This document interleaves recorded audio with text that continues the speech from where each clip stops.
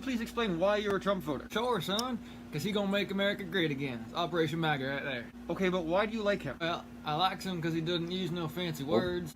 Anything else? Well, he's pure Christian. He's like a Cheeto Jesus. He Where's loves Bert? them 4 commandments. I think there's 10. That's right, but we ignore 6 of them because they're in covenant. Yeah, in covenant, that's the one. I see. I also loves that he brought back racism. Oh man, that was frowned upon before. We couldn't do that. Now he does it, and people love it. People love it so much, our vid's even getting internet famous. No, I don't think... And also loves how he just grabs women. I wish I could do that. That's the best, man. I ain't rich enough to do that. That's actually not... And he's fighting off our greatest enemy, Antifa.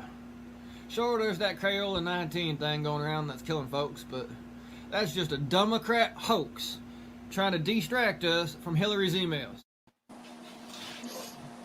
Yo guys, how is it going? We've got a lot of fun people in the house today. We've got Domenick from XYFCenter, Mr. Jahko, Be Less Stupid, Jon from the channel Be Less Stupid, Mermaidmama Maggie, Bulletproofmedic, who was just he was just featured in the beginning of this. He made that little clip of the Trump voter interview. And then we got Lord Timothais, and the BrainDaddy is in the house. So yeah, we've got a lot of people. My name is Bert. I come from the channel Food Expert, and I've been traveling the world for quite a few years now. And I try to make travel vlogs and kind of food and culture and kind of adventure videos. But unfortunately, this year in 2020, I had to come back to the United States because of COVID-19. And I've been here, and I decided to go more political and join up forces with all of you guys. So we're all here. Next up, we've got XYFCenter, Domenick. And make sure your mic is not muted. Oh, wait. His mic is muted. Yeah, your mic is muted. Okay, Hey, Yeah, Domenick. Gotcha. Hey guys, it's X. Hey, how you doing? It's X from XYF, the X family. How you guys doing? Just here spending time talking about election. On everybody that's there right now that hasn't voted, make sure you guys get out and vote. It's too important right now to sit home. Where our country is going if we don't go out and vote. So with this last week coming up, guys, just get out and vote. Yeah, definitely. And next we've got Mr. Jahko. Hi everyone. I'm Mr. Jahko. I'm on TikTok. My message is I just wanted to let you guys know to vote. Please vote. That's the most important thing that you can do for our country and for the world, because your vote can impact the entire world. Yeah, definitely. That is for sure. And then next we've got Be Less Stupid, Jon from the channel Be Less Stupid. Hey, Bert, how you doing? Look, here's the thing. On July 16th was the worst day amongst the pandemic. There were 75,600 people who got the virus that day, according to the CDC. Yesterday, we had 75,000 and change, just shy of the record set back in July, right? So 75,000 new cases of the virus yesterday. My point is, this thing is getting worse and not better, right? And how is it possible that you could possibly reward the president with a second term if there are so many people who are infected and more than 215,000 people are dead? That's more people, that's more Americans than died in combined between World War II, Korea, Vietnam, and the Iraq-Afghanistan wars. More Americans have died in the last 5 months than died in all of those wars. Please, the virus is getting worse and not better, people.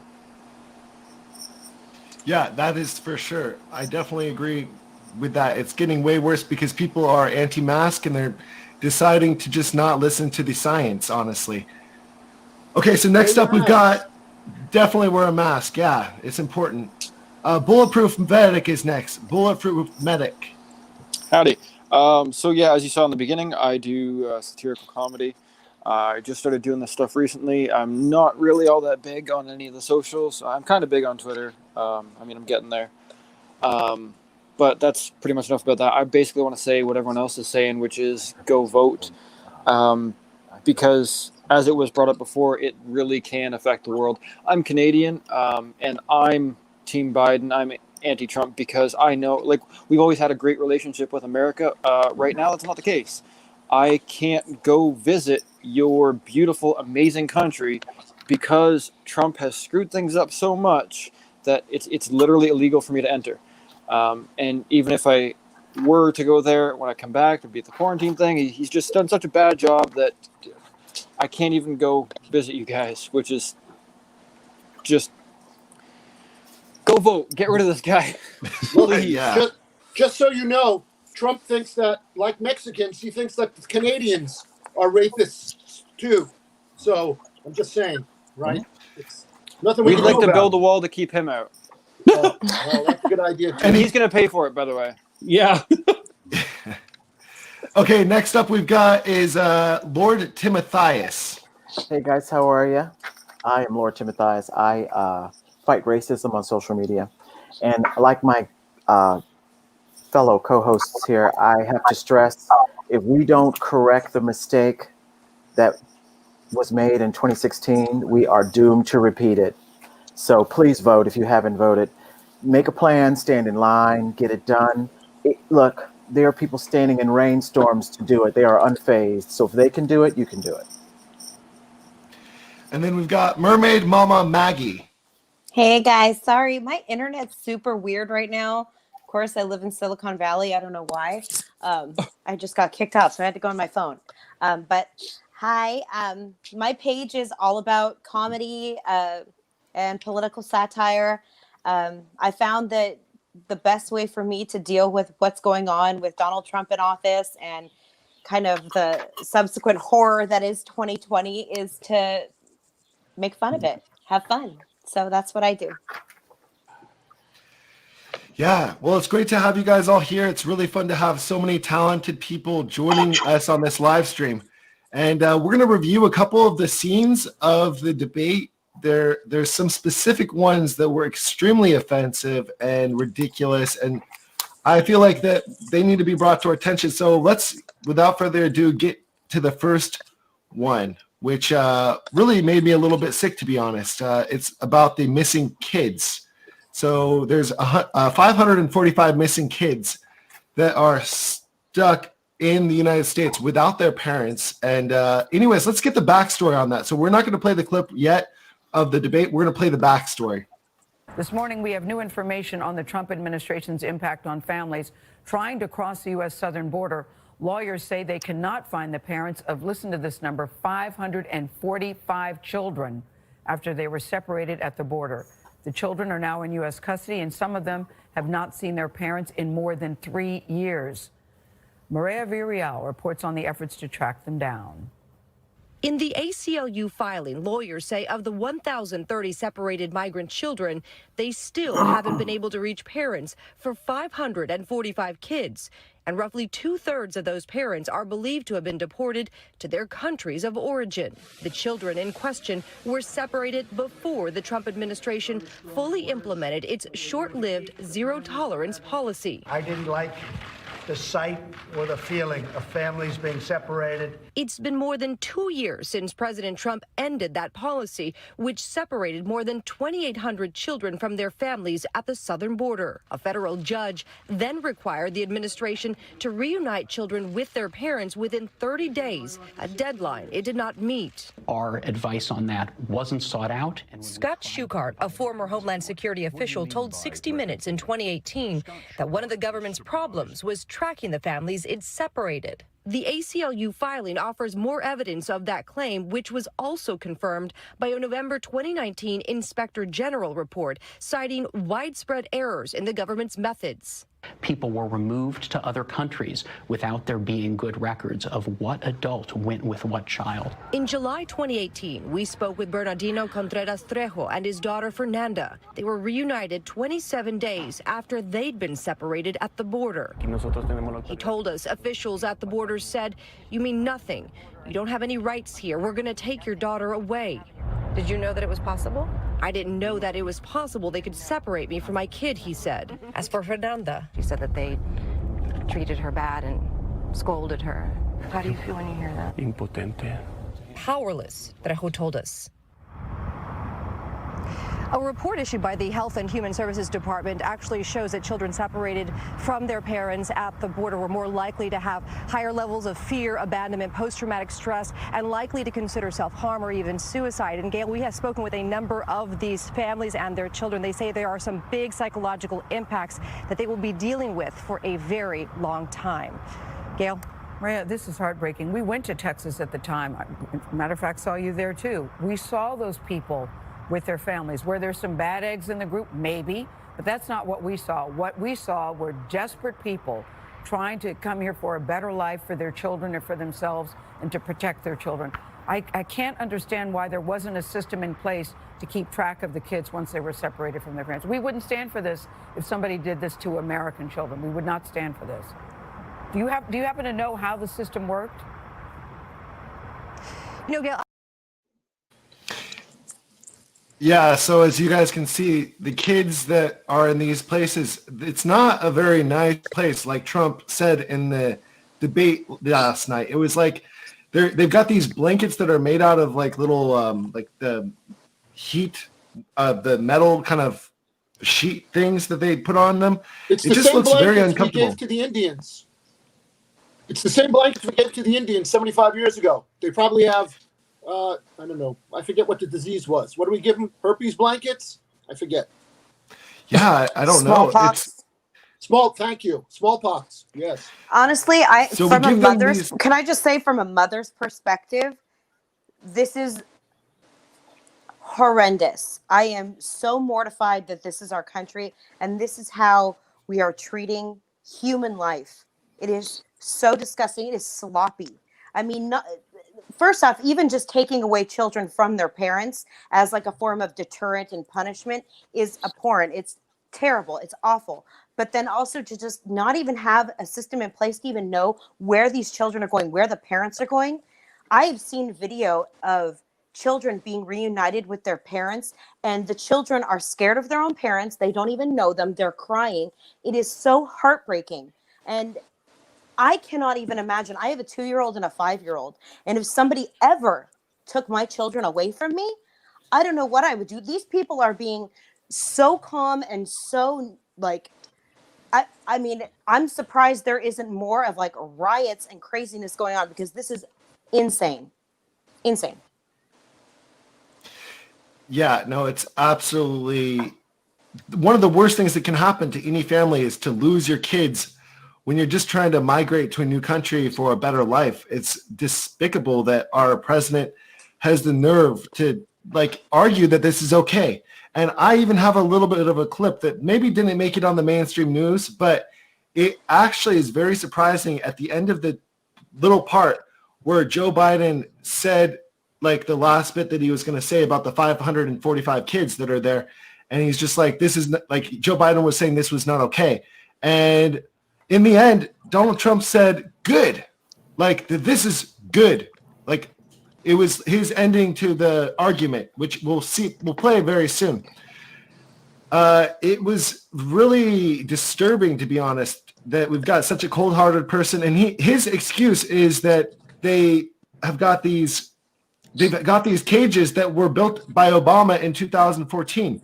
So he's still using the cages, and he says that he doesn't think that they should be there, but he's been using them for 4 years. Obama used them for like also 4 years, I guess. But two wrongs don't make it right. What do you guys think? Those cages were not built to house children. Right. That's just an utter and total lie. Jacob Soboroff debunked all of that. Trump used FEMA money to build these facilities down there. everything that he's saying about this is a lie. It can be debunked. So I'm trying not to react the way I mean, I don't have children, but I just, like Mermaid said, I just can't. First of all, I'll just read what Joy Reid said. You guys know Joy Reid from MSNBC. Yeah. She said she covered the story. She went down to the border, and of course they weren't allowed to talk to the children, only to say hello and goodbye. So they asked them, how will you reunite these children with their parents when whenever happens with them is concluded? They were told that, well, we're going to put a letter A on the child and a letter A on the adult, thinking that was going to reunite parents. They had no idea how to reunite these families. It was a total lie. It was a plan in the moment. Look how many people have quit their job, and look how many people will probably face charges again. This is not over, guys. These are crimes against humanity. This is not over by a long shot. Absolutely. This is the kind of thing that 60 Minutes is going to be reporting on for the next 25 years. Yep. Right? They're going to look back and go, what happened to some of those kids? And what you're going to find is you're going to find alcohol abuse. You're going to find mental problems. You're going to find crime. You're going to find attachment or detachment syndrome. You're going to find kids who are totally effed up. And because separating them wasn't an accident. It wasn't a bug of the plan. It was a feature of the plan. Yep. And they meant to do it as a deterrent to people to not come to the United States. Correct. Right? Except there is nothing. I mean, look, I have spent quite a bit of time down at the border, right? And you can see the videos on my channel. I'll give you just one example. There's an area just south of San Diego called San Ysidro, which is the biggest entry and exit into the United States on the land, right? And just on the other side of that border is an area called I forget the name. Sorry, it doesn't matter. But it's the poorest community in all of Mexico, right? Literally, the people are living in little wood huts where they use like blankets for a roof. It has no running water. It has sporadic electricity. They throw their garbage over the border fence into the area between the two countries, right? And that's how they get rid of their trash, right? If you live in there, you literally cannot flush a toilet, right? But what you can do is see into the other side, on the other side of the wall, where there's a Cinnabon. It's a mall, right? If you lived in an area where you literally have to poop in the street and across the road is a Cinnabon, right? And a Starbucks, there isn't anything that anybody could do that would stop you from trying to get to that place, right? And people are going to keep doing it because, well, for one thing, we've invited them tacitly over the years and encouraged them to come here, right, for 50 years. And why did we encourage them to come here? Because Americans don't want to pay $50 for a quart of strawberries. We want to pay $2 for strawberries. So instead of going after the businesses that have hired these people, right, they go after the migrants themselves. Because going after the companies, right, the big agricultural companies, means that you lose all of those political donations. And that is what they want. As we saw during the fires this year, the Mexicans were the ones working, trying to pick the grapes, put them into the wineries, keep them safe. I mean, they were the ones really working hard during this time. Through fire, through COVID, through everything. They are the hardest working people. If you haven't seen A Day Without a Mexican, it's a documentary. Right. We wouldn't survive without them. They are the backbone of this country. Yep. 100%. My most popular video on TikTok has about, I think it's now at about 4 or 5 million views. I spent a day with migrant workers in Oxnard, California, who were picking strawberries, and where I reminded Trump voters that during the pandemic, during the worst of the pandemic back in April and May, right, where everybody was locked in their homes, these were people who were making sure that Americans had fresh fruit and fresh vegetables, right? They were putting their lives on the line so that the people who hate them could have something to eat, right? And the food wasn't poisoned. The food was fresh and delicious. And they do it for pennies on the, like literally for $15 an hour. I've spoken to many farm owners up there who say they cannot get white people to do that work. There isn't enough money to pay white people to do that kind of work. Bent over, picking up strawberries. And again, you can see those videos on my YouTube channel. There's a half a dozen of them where you can see the hardest working people working for the least amount of money possible under the law, $15 or $12 an hour. And it's heartbreaking. John, it's interesting too how Trump has made this look, has turned his supporters into looking down on Mexicans all the while they take a government handout. It is amazing to me. It's amazing to me. This man has, I'm just seething, y'all. I said I wasn't going to. I've just decided to just get mad all over again. Get mad, stay mad.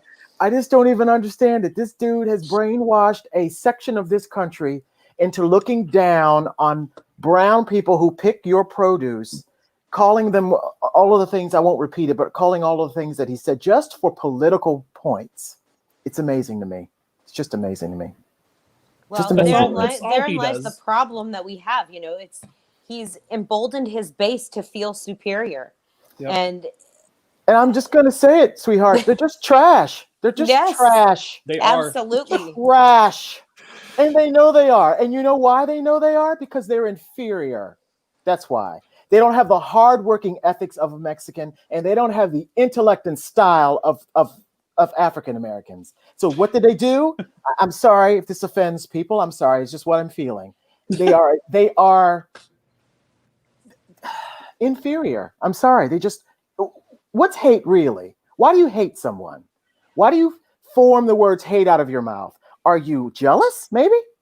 Or you cannot do what that's. How do you define what hate is in your mind unless someone is telling you what you should be hating? Mm-hmm. I just don't understand it. I really just, I took a week off. I just sat back. I mean, we're going through things we're going through. And I just sat back and I said to myself, you don't have a pot to piss in or a window to throw out of. And you've convinced a man has convinced you that you're better than someone who doesn't look like you when you're poorer than they are. I'm amazed. I'm just amazed. Hold on.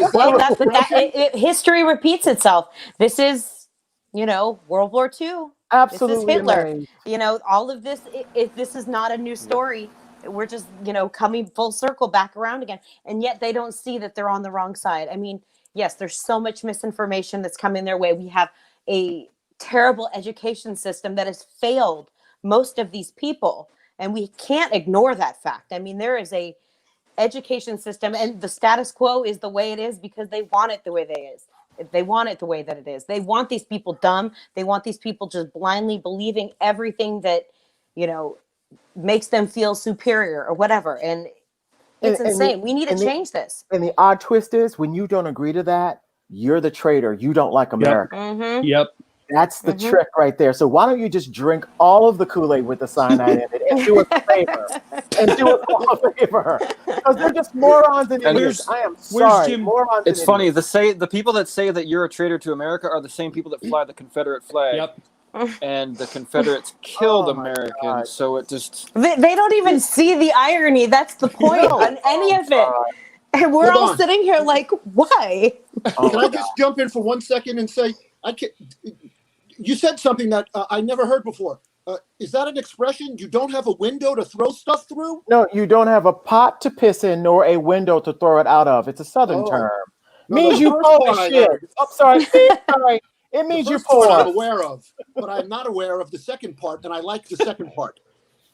It means you're poor and you're judging other people. That's what it means. I understand what it meant. What I'm saying is that I'm not familiar. There's a type. We've all seen them. They got 5 teeth in their head and 20 in their pocket between a group of 30. And you're right, Mermaid, you're right. It's a certain type. You just look at them and you just know what's going to come out of their mouth. They go, oh, God. So I immediately mute the TV because I just don't want to hear it. I don't even want to hear it.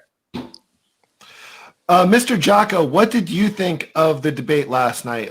How many lies did you hear and how many weird remarks did you witness during the time?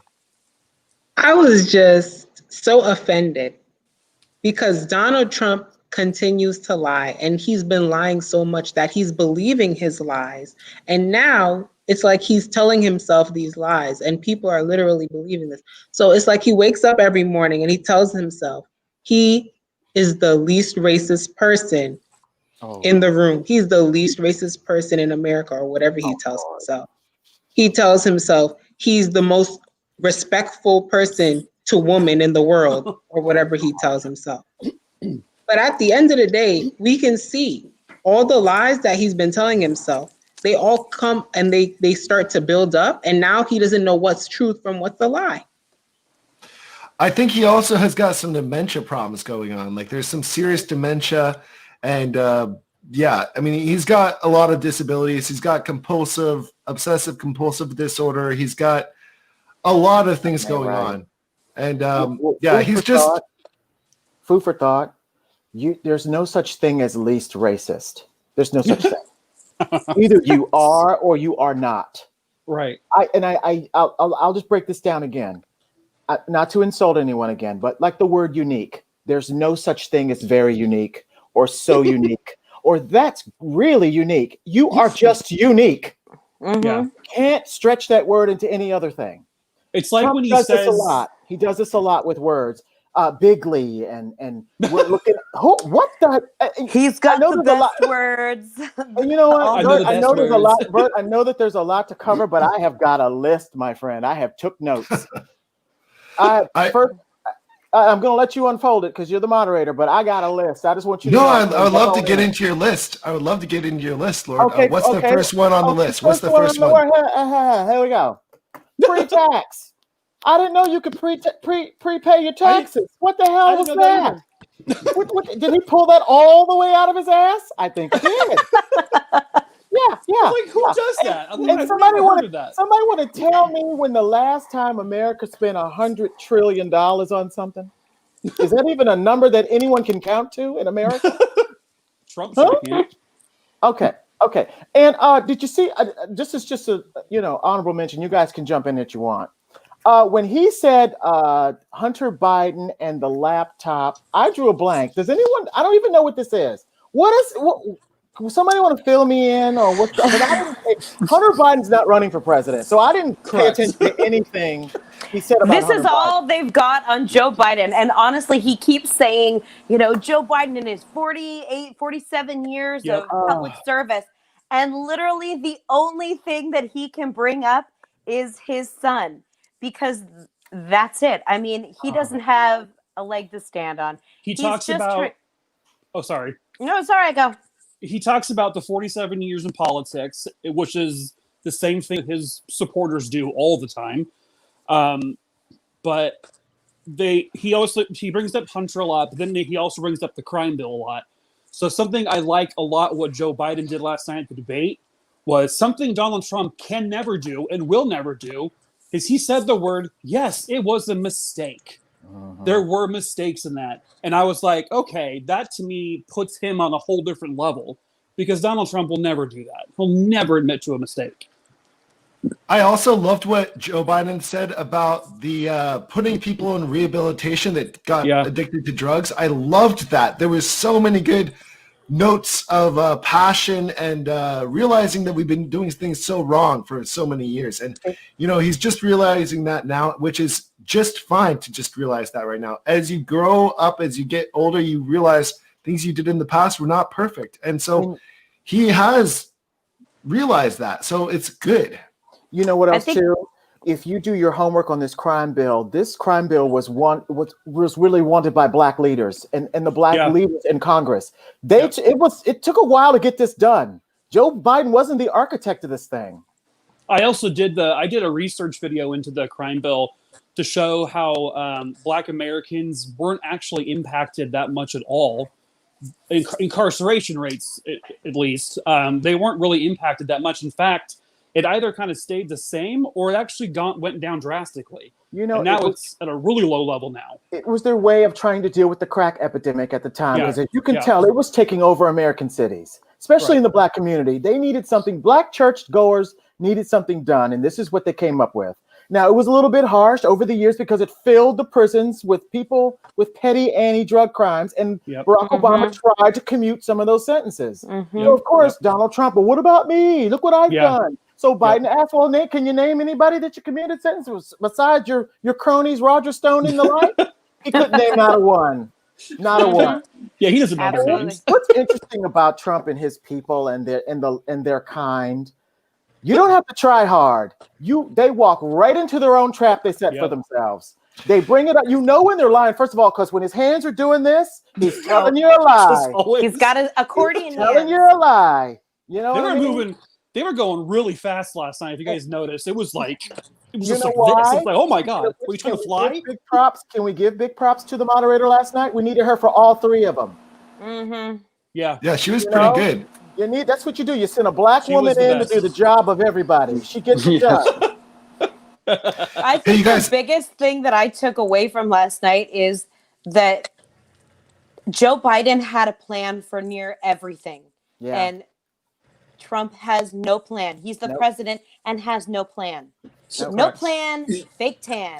Like, Can I make that's it. Like, oh, I like that. Can I just add one thing? One of the things that that really struck me, as much as I hate Trump, and believe me, I really hate the guy, right? An unbelievable amount of hate. However, what we had been told over the last 3.5 years is that he's mentally unfit for office, right? And he very easily last night moved from topic to topic and was able, much better than I would have thought previously, to keep a train of thought and to articulate his terrible ideas and terrible vision for the country, right? But he did not appear to be a person who was in declining cognitive health, right? I would agree. I agree that he's crazy, right? But there was nothing, he seemed like he was all there, which I thought was a surprise to me, because the image that is painted of him is that in addition to being a lunatic, that he's also in mental decline. And unless he forgot to take his Adderall, or if unless they switched up his medications, or maybe those steroids, maybe that somehow slowed him down so that he could think more clearly. I don't know, but he clearly wasn't. He isn't addled like it's been suggested many times. At least he wasn't last night. And again, I'm not a fan, right? I really dislike the guy very much. What's interesting, John, I hope you're right, because I'm going to want him to be not pulling that cognitive decline crap when he's standing trial for all of his crimes. Oh, I hope you're right. Suddenly he's yeah. Suddenly he's world danger. No. Right, he's gonna be like one of those mobsters who shows up in a bathrobe, right? Smoking a cigar and kind of waddling. But before we go on to the next topic, before we went live, I was watching a video because there's a picture circulating of Joe Biden hugging his son Hunter. Yes. And giving him a kiss. Did you see it? It's black and white. On the cheek. It's a really nice picture. There's a video. Of course, they're jumping all over it, saying it's creepy, whatever. But I just saw the best video of a montage of Trump groping his daughter, kissing her on the lips, and typical Democrat did that. Yeah, typical Democrat put that up there. So great. Okay, I'm sorry. I changed subject. Sorry.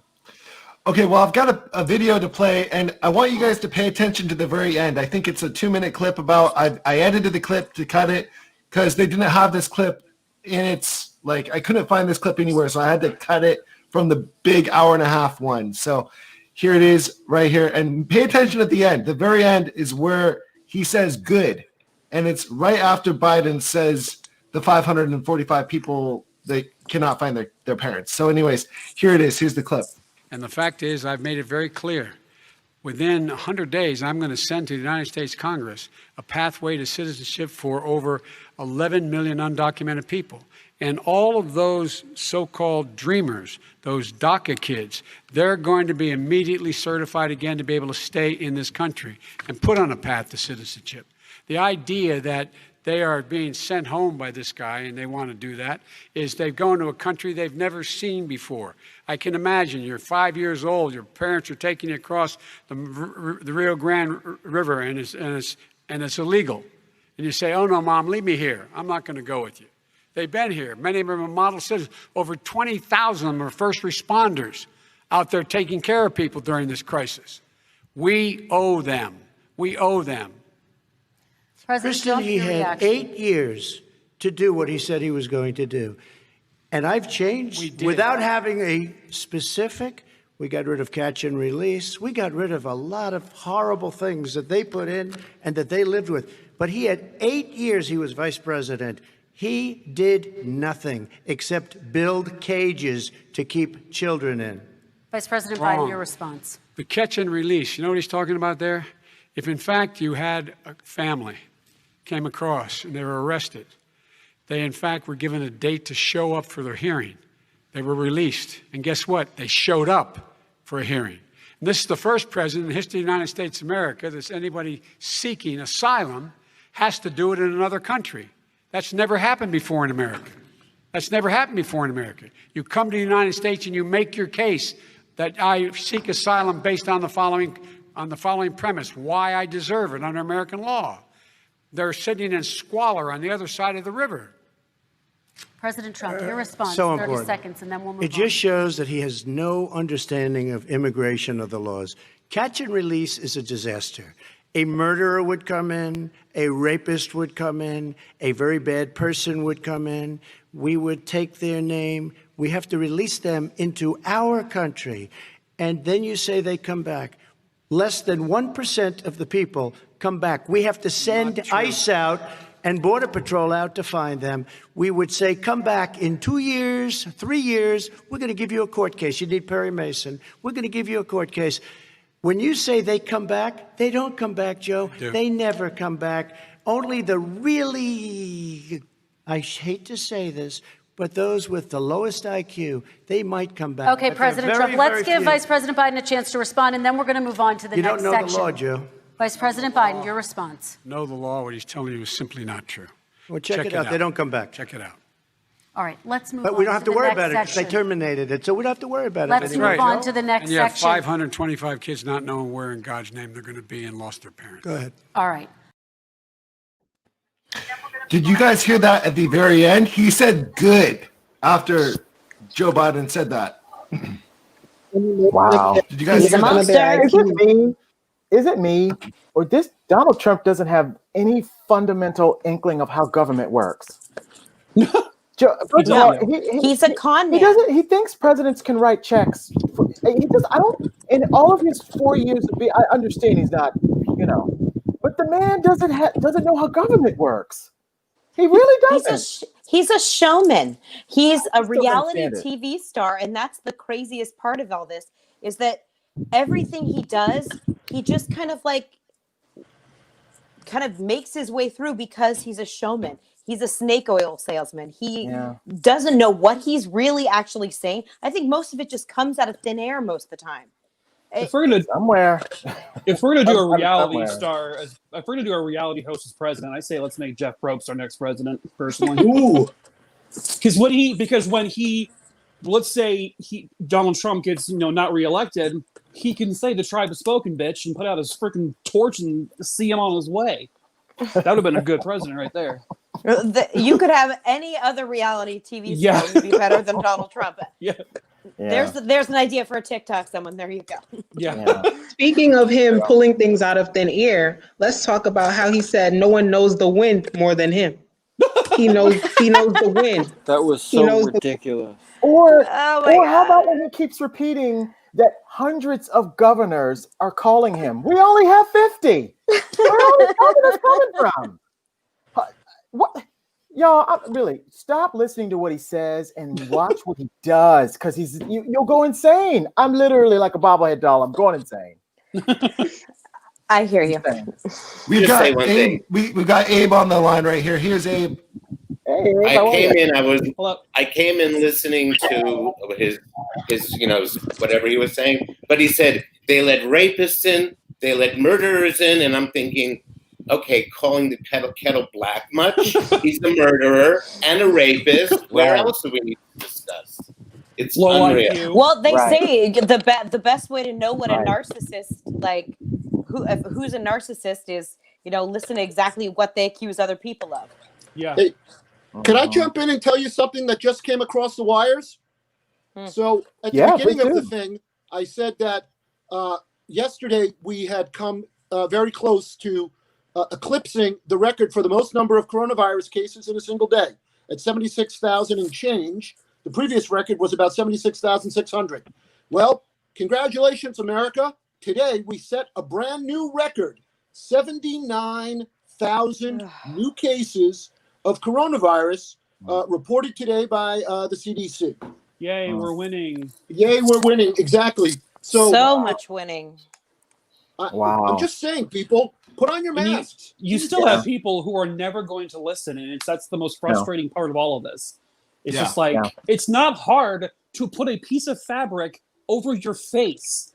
I'm an overweight dude. I have issues breathing.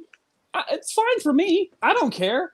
Like, hey, let me ask you this, Catholics, Christians, when you have carnal relations with your wife or your girlfriend or your sister, I don't know, whoever you're doing it with, right? If you live in the South, right? I'm saying that you use a condom, right?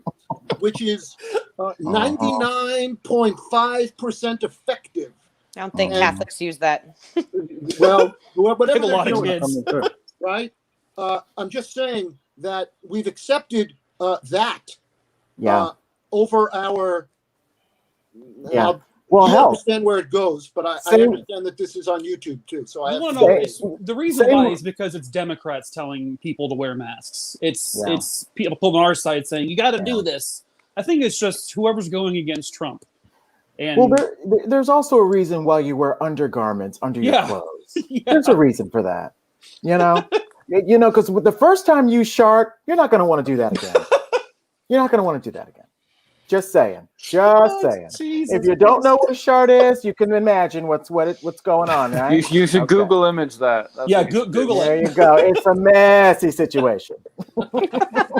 Anthony, what do you think about that clip at the end when Donald Trump just said good? Like, that is good that we've got 545 people at the border. I don't even think he heard what he said. He just said that to move on because he didn't want to touch the subject.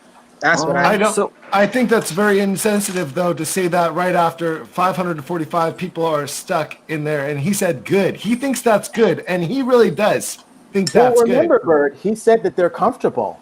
Yeah. He says they're very comfortable down there. Yeah. And it's very much in line with what Melania says. Well, it's the best situation. They've got drawers to put their little cellophane blankets. What the hell? These people do not care. Or like Anthony... You made a video earlier, Anthony, today that I do edit. It was freaking hilarious. You're like, oh, they're laying on their cement beds. Like those really comfortable cement beds. Horrible. Yeah, it was. And Anthony, the line was... No, go ahead there. Oh, I was just saying, asking you what you think about that clip, though, also. Yeah, so I live drunk tweeted the debate last night, and, which made it a lot more fun.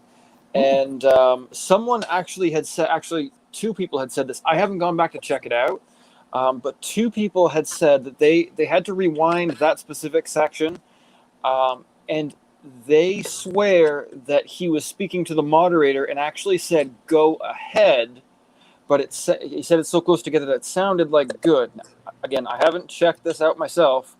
Feel free to do it yourself. I actually didn't hear it when you just played it because, I don't know, whenever you play videos on my end, it skips. It's really choppy. I can't get most of the video. So I haven't looked at it myself, but some people are swearing that he said, go ahead. And this isn't megas that are coming onto my profile saying that. This is resistors, people against Trump saying that he actually said, go ahead. It just gives me the vibe he really doesn't care about. Oh, no, he definitely doesn't. Yeah. And he said good for sure. I've listened to it 10 times because I thought it should be breaking news. Like, it should be a big deal that after Biden said 545 people are stuck there or whatever, and he just said good. And I know they had to move on really fast and he didn't think about it too much, but that's what he does. He talks before he thinks. And that's what you get sometimes we get the truth when he doesn't have time to actually think about what he says. I wasn't aware Donald Trump thought. Yeah, no, he I doesn't. didn't know he had thoughts. Oh, okay. Oh, Abe, come on back, Abe. Abe. Joy Reid just did a segment about that exact thing, about the good. It was good. He did say that, and everyone on the panel confirmed that. But the thing that just came in, the Washington Post just posted that the administration had denied funding to those kids to put them in kind of normal situations. But today he just asked the government to pay for them to go to one of those Hamptons Inn hotels. Yeah. So obviously yesterday was his coming to Jesus moment, which whatever that means, but whatever. So it just seems like he backed himself. He paints himself into a corner every time he speaks. Yep. Yeah. Did they put Hampton Inn because there was no room at the Red Roof Inn or at the Motel 6? Like someone's basement. Do they think that that's an improvement? Well, don't tell Hampton Inn that. Yeah, no, Speaking of hotels, what was this business with sheets and blankets and what was that about? What was that about? The implication is that when Obama and Biden were doing work in Ukraine, they were funding them. They sent them a lot of those kind of supplies because the people needed them. So of course he turns that into Mary had a little lamb is what he's accusing them of doing. But he's just, anything he says is either a lie, an exaggeration, or nothing that has any validity to it. Right. And he has millions of followers. I mean, I like to think I have make sense, and I don't have any followers. You know what I mean? It's like the blind leading the blind with that. Hey, Abe, we've got a little problem with your microphone, possibly, that's on your headset, possibly. I'm not sure. Do you got a fan? Yeah. Oh, yeah. Yeah, okay. It's just all blowing. So when you're not, that's probably better now. Yep. Okay, sorry. You're good. Perfect.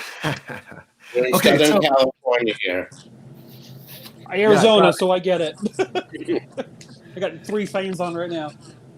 And so I've got another clip, like Trump talking about how he's not racist, and he looks into the crowd and he says, "I don't even see anybody in the crowd. I don't care who's in this crowd. I'm not racist." I've 3 got a times. clip. And Jahko, what do you think about that? Like, it's just He said it 3 times. 3 times. 3 times. Yeah. I made a video on it myself. Let me play that really fast for them. I'll just play 1 minute of it. I think this is the correct video. I've got 2 videos of Trump being racist during the debate, so I'm not sure which one's which. Only 2. Let's talk about our next section, which is race in America. And I want to talk about the way Black and brown Americans experience race in this country. Part of that experience is something called the talk. It happens regardless of class and income. Parents who feel they have no choice but to prepare their children for the chance that they could be targeted, including by the police, for no reason other than the color of their skin. Mr. Vice President, in the next 2 minutes, I want you to speak directly to these families. Do you understand why these parents fear for their children? I do. My daughter is a social worker, and she's written a lot about this. She has her graduate degree from the University of Pennsylvania in social work. And one of the reasons why I ended up working on the east side of Wilmington, Delaware, which is 90% African American, was to learn more about what was going on. I never had to tell my daughter, if she's pulled over, make sure she puts, for a traffic stop, put both hands on top of the wheel and don't reach for the glove box because someone may shoot you. But a black parent, no matter how wealthy or how poor they are, has to teach their child, when you're walking down the street, don't have a hoodie on when you go across the street. Making sure that you, in fact, if you get pulled over, just yes, sir, no, sir, hands on top of the wheel, because you are, in fact, the victim, whether you're a person making child of a $300,000 a year person or someone who's on food stamps. The fact of the matter is there is institutional racism in America. And we have always said, we've never lived up to it, that we hold these truths to be self-evident. All men and women are created equal. Well, guess what? We have never, ever lived up to it, but we've always constantly been moving the needle further and further to inclusion, not exclusion. This is the first president to come along and says, that's the end of that. We're not going to do that anymore. We have to provide for economic opportunity, better education, better health care, better access to schooling, better access to opportunity to borrow money to start businesses. All the things we can do, and I've laid out a clear plan as to how to do those things.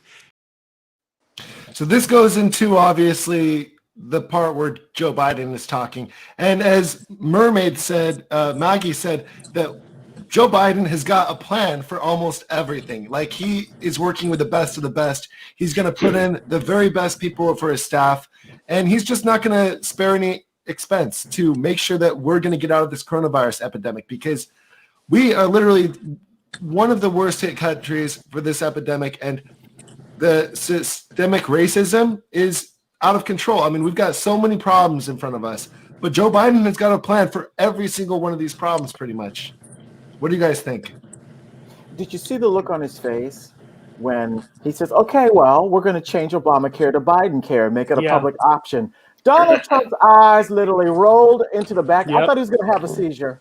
Yep. I literally thought he was going to have a seizure. His lips went.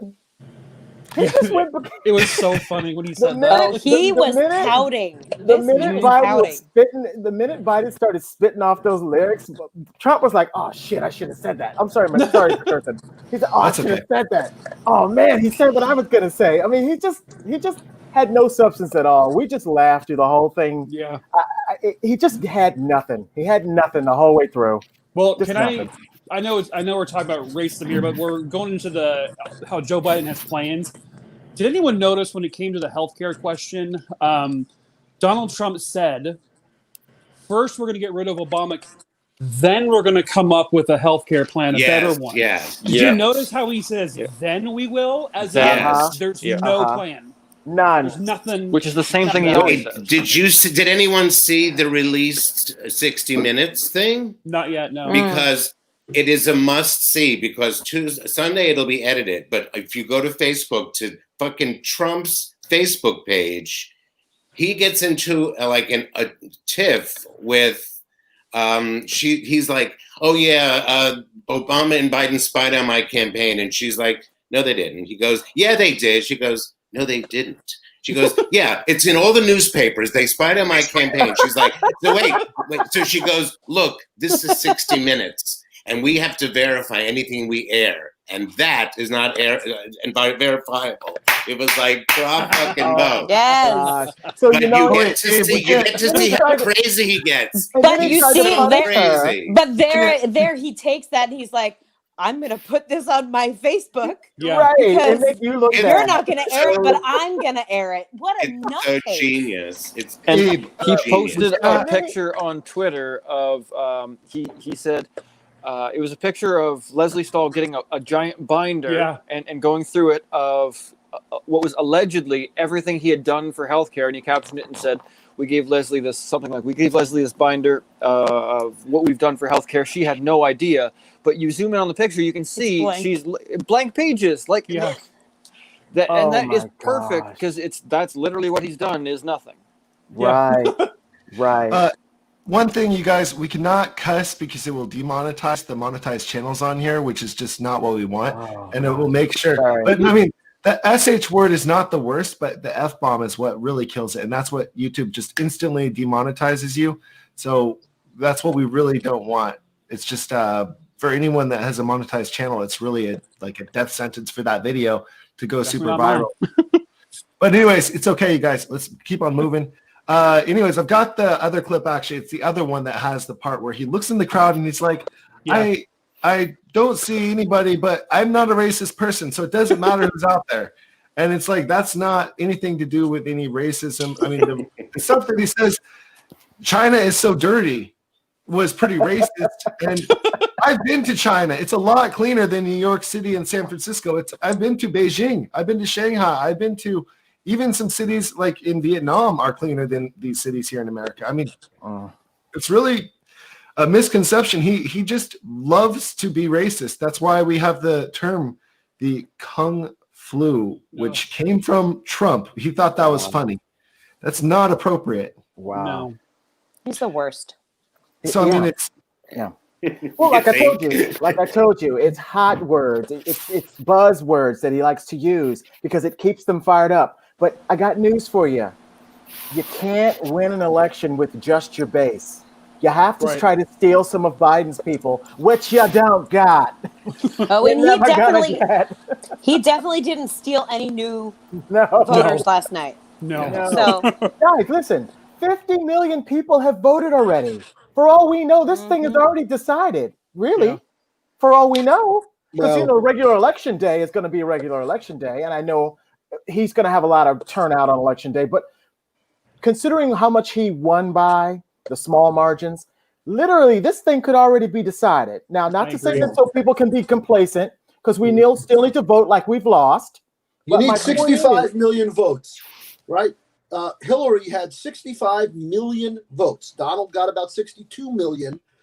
And obviously Hillary lost because of the way the Electoral College leans towards helping Republican candidates, right? Because, for example, electors, for example, like in Wyoming, represent like 190,000 people in Wyoming, but in California, one elector represents like 600,000 or 700,000 people, right? And so, anyway, but you need 65 or more million votes.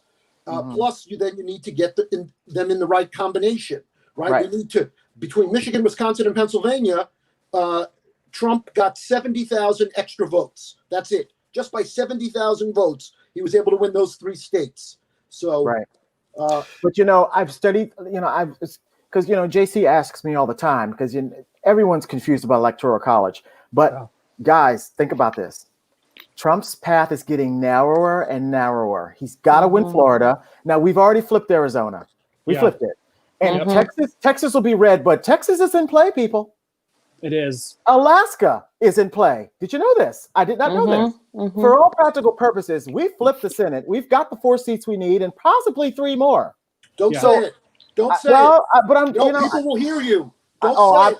My little low voice can't stop people from voting. That's Ice Cube's job. Ice Cube is out there telling people not to vote, not me. Come on. No. But my point is, we're down by 5.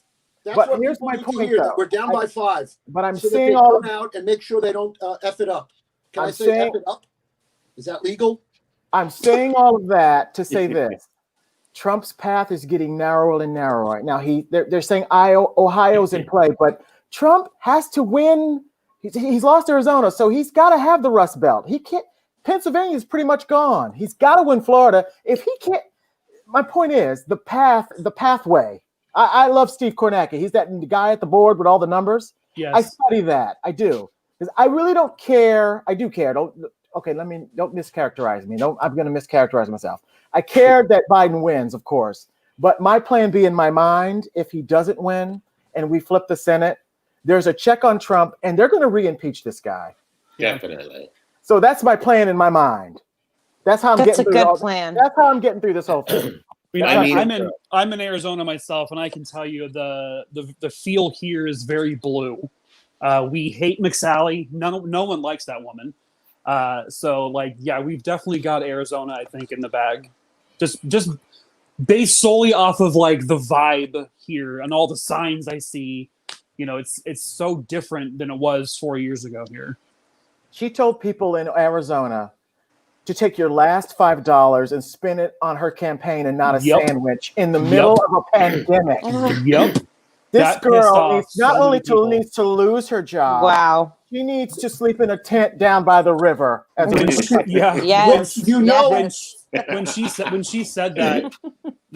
that, it was just like, to us here, that was like the nail in her coffin. Or like, are you kidding me? Give you our last money instead of eating? Since we're talking about, let's move on along to Iowa and Miss Joni Ernst. She's on the agriculture committee. She didn't even know the price of soybeans. and y'all, I'm telling you, these clowns have got to go. Absolutely. Well, here's the sign that they're concerned about Arizona. Just now, a few minutes ago, a story came out that says that somebody at some right-wing wingnut media outlet has found a photograph of Senate candidate Mark Kelly, who's the Democrat, dressed up as Hitler in a yearbook photo. Oh my God! And the that's all they got? is in a smear attempt, right? That's how scared they are because they had to go nuclear against him. And of they course, elected a Hitler. I mean, I'm just going to say this. Biden can shoot somebody on Fifth Avenue, and I will vote for him. Yep. That's all there is to it. He could shoot me, and I'd vote for him. So, just to be clear, and I'd vote for him. Just to be clear here, they found a picture of Mark Kelly with 3 pounds of clown makeup and the hair, and he had on a fat suit. Is that what we're saying here? No, there's a picture of him, allegedly, right, dressed up as Hitler. Yeah, I was referring to Trump. That was I know. a joke. In case people were confused, right? But clearly, that is the thing. They know that the Democrat in Arizona is now going to beat that Martha McSally, and they're going to lose their iron grip on the Senate, right? Yeah. And that has them terrified. And we broke records here in Arizona in terms of first day voting and early voting. Like, she's gone. She's 100% gone.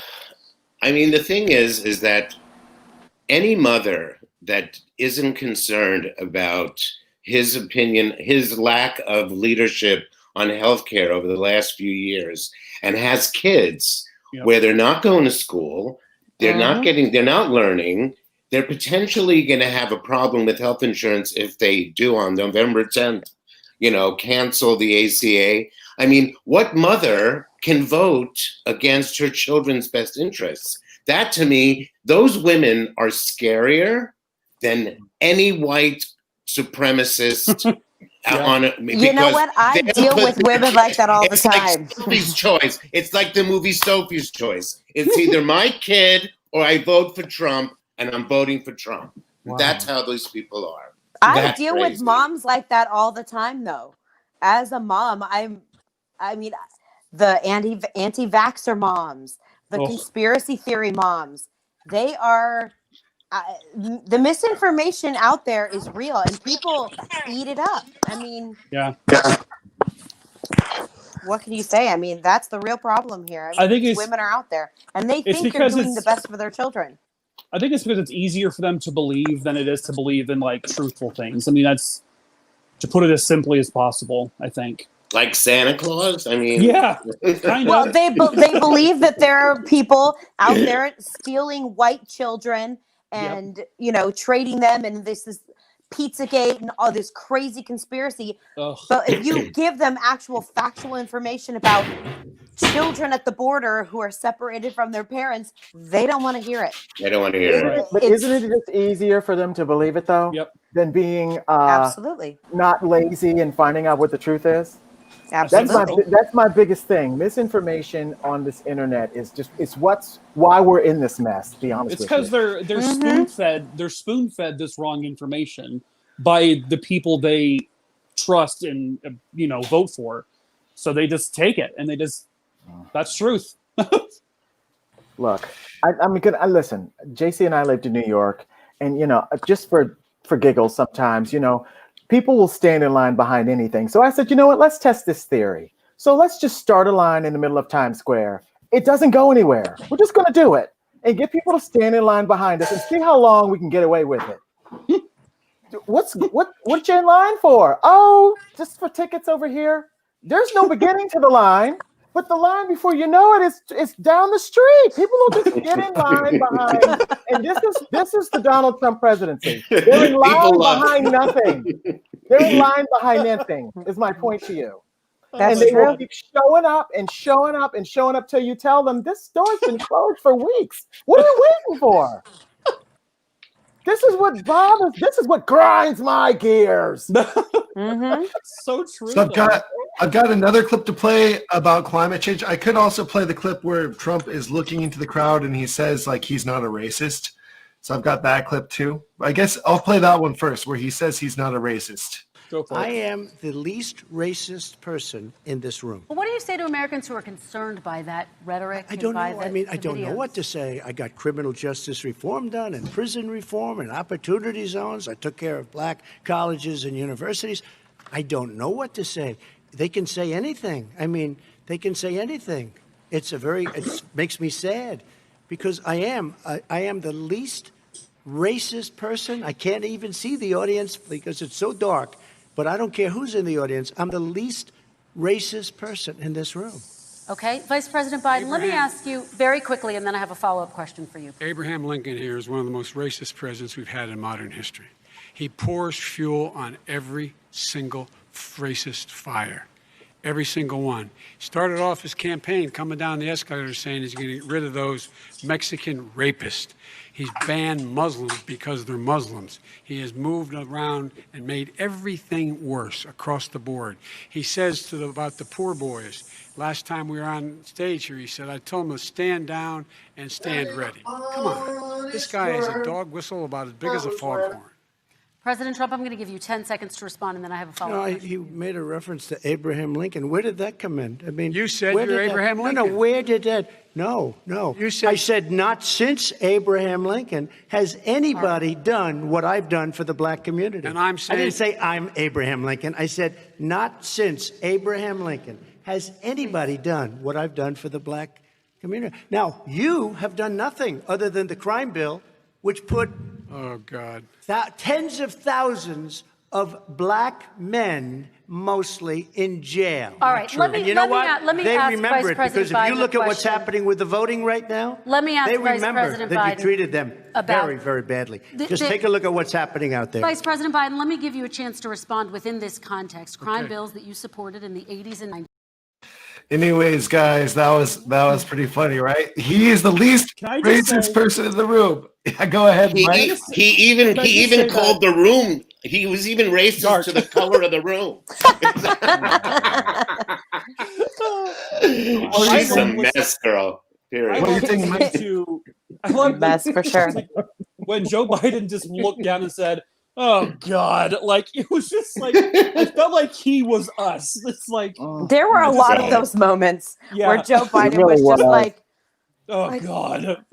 I feel I just wanted to hear like like it was so bad. When he totally threw a jab too. He said, "President Lincoln over here." Like I feel like a lot of his Trump supporters didn't get the joke. Isn't it interesting though when he every time he speaks of Lincoln, he's got to say he's done more for blacks than and it's just those phrases go hand in hand with this guy. It's insane. Yeah, and he should actually. LBJ wasn't any slouch either in that department, and he never gets any. If he really wanted to do something for me, he can get gone. How about that? He can do that. It's the best thing you can do. Yeah, for blacks. He can get gone for blacks. How about that? He can do that. Absolutely. Same thing for the LGBT community. I can give that as well. Yeah. Oh, and speaking of LGBT, did you see the shenanigans that Tiffany was up to in Tampa, Florida? God. Yeah. LGBTIGAY. What is now she's a mess. She is a mess. Oh God. Oh my God. I mean, guys, I don't bash women, but I got to tell you something. It's something about that girl. It's like her face has been dragged outside the car. Something ain't right. Every time she opens it, maybe it's just the privilege mixed with the I know daddy doesn't love me, but I'm still a Trump anyway.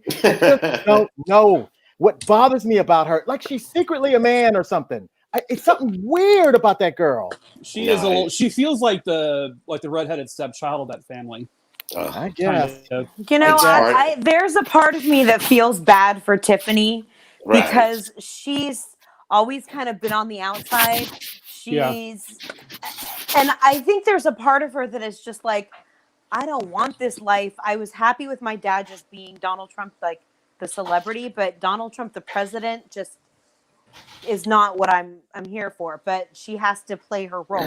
I'm not defending her, but I think Melania thinks that too, by the way. Yeah. I think they all secretly hate him. I do. When I forgot. I just Tiffany saw a even TikTok existed. about this. Someone was saying that, like, I guess, like, Audrey O'Day. Yeah, last night. She tweeted it last night. Yeah. Yes. Okay. So she used to date Don Jr. This is Yeah. this is the tea right here, guys. And used to date Don Jr. and just came out and like tweeted that all sorts of horrible things, like the reality of like, their family. Allegedly that they I hate like that word. Don Jr.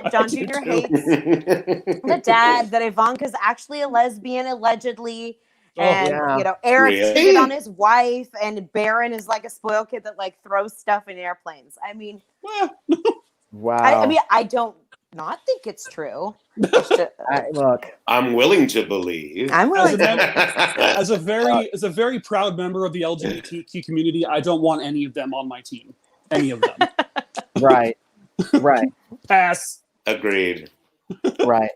Maggie, what inspired you out of all the different scenes in the Trump video or the Trump debate with Biden? What inspired you about the wind? Like that part was just so ridiculous. Your video was amazing. It was a really funny video. You know, I just finished doing one about his lies, and one of the lies that I had on my board was windmills cause cancer. And so whenever he talks about the wind, I'm just like, I guess I'm triggered because all he knows about windmills is like dealing with that when it comes to his golf courses in Ireland or wherever. He doesn't know anything.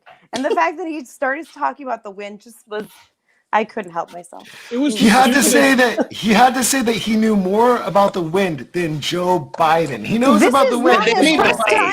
Wasn't it than anybody? Yeah. Yes. I know wind more than anybody. He's the wind whisperer. I don't even think the wind knows Wind is anything about That's the why wind. we just had to set this straight. The wind doesn't like you either, Donald. It's like he. Can't you see him getting sued by the wind? We don't want you representing us. A cease and desist letter from the wind. The wind's going to blow up his hair the next time. It'll be good. Oh, that would have been a good shot right there. The wind Not just the regular wind. Not just the wind. We want Gone with the Wind, Candle in the Wind, everything that's got a wind in it. Cease and desist. Candle in the wind. I noticed one of Trump's new ads is about Biden, how Biden wants to ban fracking, and how Biden did say before he did talk about minimizing the fracking, getting rid of some of the fracking, and possibly getting rid of the fracking. Eventually, he's talking about like 20 years down the line, though. And so Trump has this new ad on the front of YouTube, which he's got some really horrible ads. This ad was one of his better ones because it actually has a message, as opposed to the ones that I featured like last week on this show. Like, it actually has a message. It's got like something to it because Joe Biden did say, go show that to your ads or something if I said anything about fracking. And he did. And he did have this stuff on him, which was... Bert, you know what he conveniently left out? Fracking on federal land. Mm-hmm. Donald Trump cherry-picked that. So still it's misleading. Misleading. Yeah. I have to say the Democrats are not good at a couple of the messaging related to this, because if you think about it, even if they have the greatest plan to transition, it's like there's so many jobs that automatically are in flux, right? It's the same thing with insurance. If they go into like a single payer and all these insurance companies, it's not like they're telling all the people who work for insurance companies, I'm sorry, no more job. It's the government now. That's like they need to like somehow explain a little how the transitions of these huge industries are going to be with engaging both, because if it becomes law, then everyone gets to work together on how it would be, dealt with. But it's like the people who are, actuaries and all these people in insurance companies, it's not like they're all going to be at jobs. They're going to become part of that network. And they're not clear about that. So I think that's a problem. I would also say too, the Democrats need to do a better job coming as a layperson here, like explaining what these things actually are, how they impact the country, to voters, because a lot of people, when they hear fracking, they're like, what the frack is that? Like, a lot of people don't even know what it is. Right. So it's like they're voting on a topic where they don't really even understand it. All due respect, y'all. Half of America thinks that Hillary Clinton is running a child pornography. Right. You must be crazy to think that anyone's going to understand anything about what you're talking about. And that's the sad part. You're right. You're right. That's the thing. You can explain it till the cows come home, but they're not gonna get it. That's right. But I tell you what, if you could explain fracking as if you were shopping on Amazon, everyone would be experts. Right. If you could vote as if you were purchasing something on Amazon, everyone would do it. Right. And this is the dumbing down of America that we're seeing, and that Trump and the Republicans are taking advantage of, because they're getting these people to vote against their own interests by tricking them into thinking that it's always going to be racist. Right. They have them convinced. Look, Trump has his base convinced that being poor is only a temporary situation, and that sometime in the future they will be rich. And that is what gets them to vote against taxing the rich, because they go, well, when I'm rich, I don't want there to be extra taxes. And so he has them convinced that literally they're just like a holding pattern. Like they're poor now, but in the near future, right, they're going to be the rich people. And I don't know how quite frankly, it's very impressive that for years, it's not just Trump, the Republican Party has been doing it for years. Oh yeah, and I don't know how you convince people for so long that being poor is just a temporary station in life, and that with hard work and with no government subsidies, right, and no handouts, and that you're going to suddenly become rich. John, I tell you how. You convince them that black and brown people are going to get there before you do. Oh, that's exactly what that's it is. how. That is a big part of Truth. it. Right. There's nothing like telling them that black people are getting a leg up, and that gets them, that makes them so mad. Well, you know that to be true, because look at through history of America. Look at what they did in Tulsa. Look what they did in Jacksonville. Look what they did outside of Chicago when blacks were able to build wealth for themselves. They were jealous of it. They burned it down. They were jealous of it. Yep. Yeah. And the other thing that has me, I was thinking about, I've been thinking about all of these things, but this one in particular, when people talk about systemic racism and they go, oh, if there isn't any, blah, blah, blah. What they fail to mention is that 50 years ago, there were many of the black communities now where there's poverty, where there are many tall buildings where people are cramped together in apartment buildings. Those were red-lined districts that were set up very specifically in order to house poorer African-American people, so that white people could then buy places in the suburbs, and the blacks would be concentrated on the edges or inside cities, right? And then they go, well, how come the blacks don't own homes? Well, New York City was very guilty of that. Absolutely. Totally. It's very frustrating when you hear people say, oh, well, how come you haven't risen from that situation? Well, because it's really hard it makes it just considerably more hard to become successful in an area where your schools aren't as good, right? Because the tax base doesn't support better education, where businesses don't flourish because the community doesn't have the kind of money that they need in order to enjoy places that cost more money, right? And then you have to commute from wherever you are to whatever shitty job it is that you have, right? There isn't a lot of time and a lot of ways in which you can climb out of that kind of cycle of poverty. Yeah. Well, that's why Not to voting mention is the white way people have a 400-year head start. Absolutely. Right. And that's why voting is the way it is, because they know if given the opportunity, black and brown people will be resourceful because they're resilient. They always have been. You take something from them, they're just going to want it even more. And over time, they get it. And what happens? They move the finish line further down the road. Yeah. All the while, telling the lesser than white people that they need to stay in power to make themselves look great, like keeping them dumbed down. I mean, the whole It's a thing. vicious cycle. It's a vicious cycle. And it boils down to, there's a great episode of The Daily this week when they explain how the Electoral College is and how it was almost abolished in 1970. It was like this close to getting abolished. But the fact is it didn't, because the states that voted against it were the ones that wanted still segregation. They were like the last holdouts of segregation. And talk about that. That's not systemic, you know. Yeah. It's just it's a definite worth listening to at the Daily. It's the New York Times podcast. I just don't know what's wrong with a country that doesn't want fairness for everybody. I don't understand it. For example, they claim that it's going to be voter fraud and cheating, and with the Democrats, and who's caught with the hand in the cookie jar every time? Every single time. Absolutely. Yeah. I mean, Well, they're still making their case for it. It's They're crazy. cheating, but it's better crazy. cheating. In white people's defense, the cookies are very good. I'm just saying. It's hard to. Look, it's bad, but cookies, on the other hand, are delicious. Yes. Yes. Who makes the best cookies, though? Elves. Keebler elves. TJ. White cookie TJ. is a fantastic cookie. I'm just saying. I'm not prepared to cover the mattresses, the mat against it. I don't want to fight about it, but I do feel strongly that the black and white cookie that my people, that the Jews love, might be amongst the top 2 or 3 cookies. I think it's overrated. What? I am ready to throw down right now. Are we talking It's metaphors not here? like a chocolate chip cookie. When did this become Fight Club? Oh no.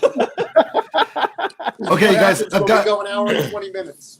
Yeah, I've got one more clip to play, and then we're gonna be wrapping it up. Just a climate change clip with Joe Biden and Trump. So it's like a 1 minute thing.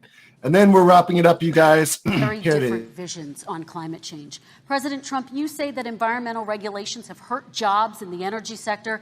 Vice President Biden, you have said you see addressing climate change as an opportunity to create new jobs. For each of you, how would you both combat climate change and support job growth at the same time? Starting with you, President Trump, you have 2 minutes uninterrupted. So we have the Trillion Trees program. We have so many different programs. I do love the environment, but what I want is the cleanest, crystal clear water, the cleanest air. We have the best, lowest number in carbon emissions, which is a big standard that I notice Obama goes with all the time. Not Joe. I haven't heard Joe use the term because I'm not sure he knows what it represents or means, but I have heard Obama use it. And we have the best carbon emission numbers that we've had in 35 years under this administration. We are working so well with industry, but here's what we can't do. Look at China, how filthy it is. Look at Russia. Look at India. It's filthy. The air is filthy. The Paris Accord, I took us out because we were going to have to spend trillions of dollars, and we were treated very unfairly. When they put us in there, they did us a great disservice. They were going to take away our businesses.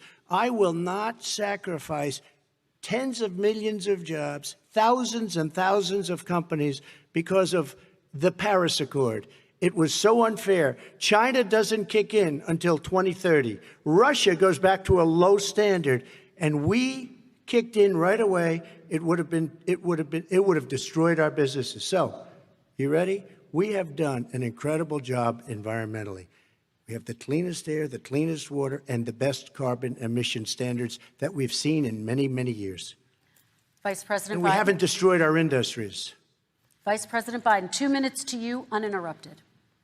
Climate change and climate warming, global warming, is an existential threat to humanity.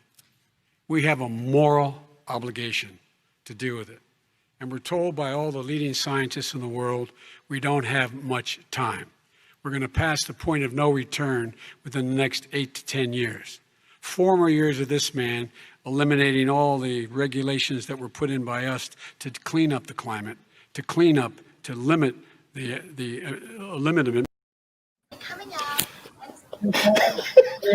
Nobody loves the environment more than me.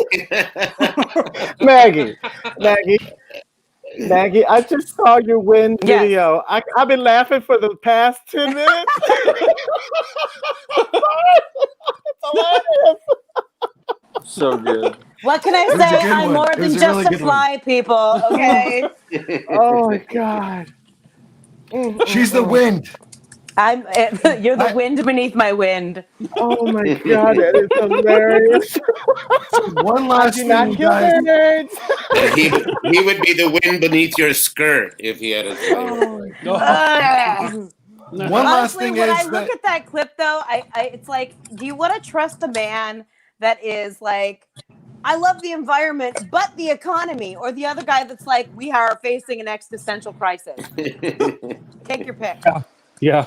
I'll say this. One of the things that I heard people talking about today was that they were wondering why Biden seemed to go all in on the environment at a time when, there isn't much need to, right? Except it seems like perhaps it's a kind of dog whistle to the progressive wing of the party to let them know that he takes their issue very seriously, right?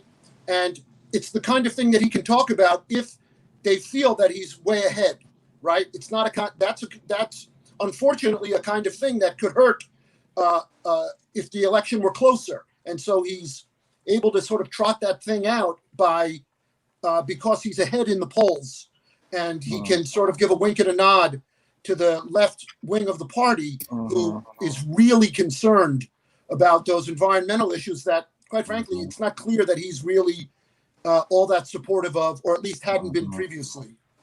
Yeah, the AOC and Bernie crowd. I know what you're talking about. Right. Yeah. Yeah. one of the things though that was another lie of his was that we are one of the worst administrations right now with Trump for the environment. They're fracking like crazy all around the world, or around the United States. They're fracking a ton.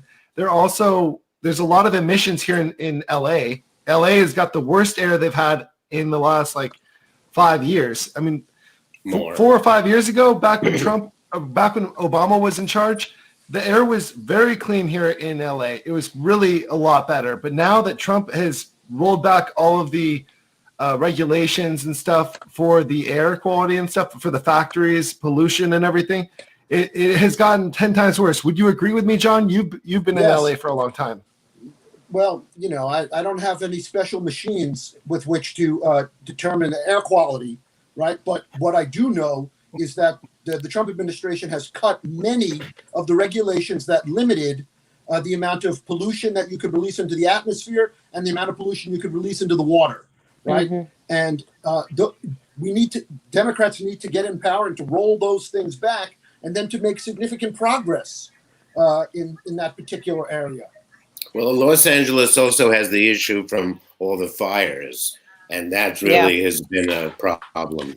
That's only a couple weeks old, like a couple months old. I'm I talking agree about with the last you. 4 years. Yeah, it's definitely, but it's more than 5 years. This is worse like it used to be when LA had that reputation. It's really bad. In the 80s and 70s, back when LA was really bad. Yes.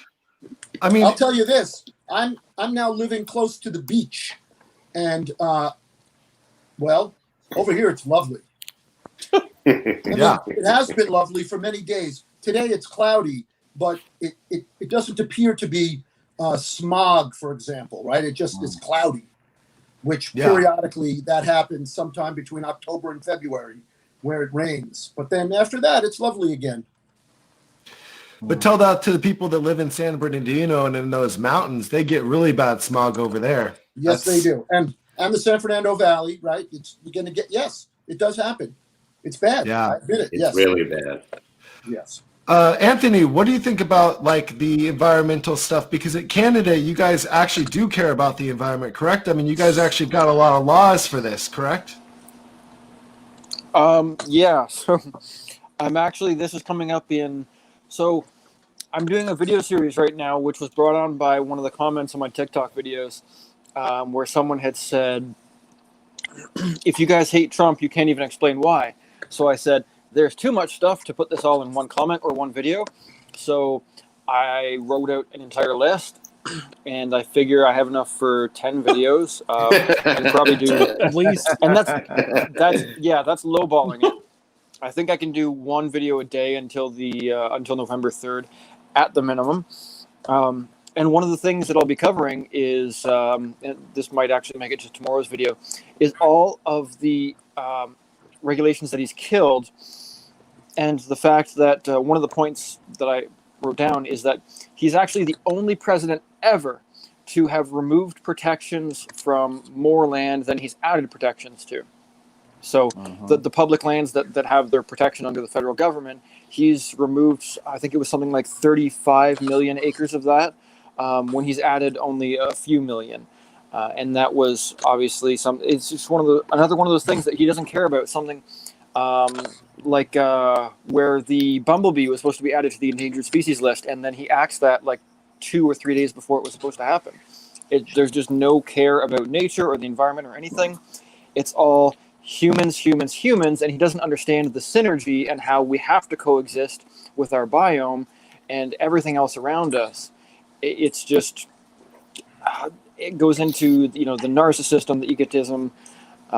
It's all him and humans and greed, and it's all about me. And yeah, and the whole thing about the land is about the Koch brothers who want to use it for drilling. So he's all about money, and Joe Biden and his group of people that he's assembled that are in his ear, like AOC, like Elizabeth Warren, like Bernie, like Pete, they were the ones with heart, every last one of them. Yep. And it all landed on Joe for whatever reason, but he's engaged them, and that's why I think he was willing to take the risk to talk about the environment, because young people are voting based on the environment. You know what I mean? These 18 to the ones that are just turning 18, those are the ones that were like in rioting with what's her name from Sweden, whatever, what's Greta Thunberg, yeah. It's the ones that are just turning 18. There's 4 million of them that are very about the environment and gun violence. But since there's been no gun violence in schools this year, it's all been focused on environment, and he needs that vote. Well, we've got a bunch of old white men who just want their money, and they don't care what the environment's going to be left for everybody else. So they just want to take and pillage and do things whatever they want to do. Can I add Rape one thing and about pillage. the environment? Rape and pillage, yes. Yeah, John. Say one thing. This is going to be unpopular with everyone, but I think it's an important thing for me to say at the very least, which is that although I agree that there is climate change in the world and that humans are the cause of it, the idea that Americans, by buying less meat or driving electric cars, is going to have any impact on that, I think is foolish. We are responsible for about 15% of the emissions into the atmosphere, just 15%. So let's say America got down to 0, right? The problem is still 85%. This is not a problem that Americans can solve on an individual basis. This is a problem that governments have to agree to change the way in which they regulate industries, right? And I think that one thing that happens is that people who, for example, buy an electric car, let's say, then they think that they're inoculated, like they're doing their part, and then they do things like maybe they don't sort their trash, for example, or maybe they fly on private planes, or maybe they think that they're really helping solve the environment, and now they're full of themselves and thinking, I'm doing my part to help save the environment, right, by driving an electric car. But what you don't realize is that, for example, to make that lithium battery, for example, that material comes from northern Canada, right, in an area way up in northern Canada. And so that material has to then come on a boat, and it goes to Japan, where they're going to put it into a battery and make a battery, right? Then they're going to put that battery into a car that they're going to assemble maybe over here in the United States. And then maybe that car is going to get put on another boat, and it's going to get sold in Europe, right? And so it's that chain of the things is very, very complicated, right? And the idea that we could solve it individually, I think it sends the wrong message. And I don't see Democrats or liberals changing their mind on this, but it's one area where I diverge from the rest of the sort of liberal pack. I agree with you. It's a global problem because you know what? Mhm. Wakanda is not real. Beryllium is not going to save us. Governments have to work Absolutely. together to do it. John, I totally agree with you. You are in total agreement with me, sir. And there And, are things. Oh, sorry. Go ahead. I was going to say that America sets the example for most of the other places around the world. So if America starts doing something, then maybe some other countries will start doing something. You could see as of what happened in Nigeria, what was happening with the police brutality.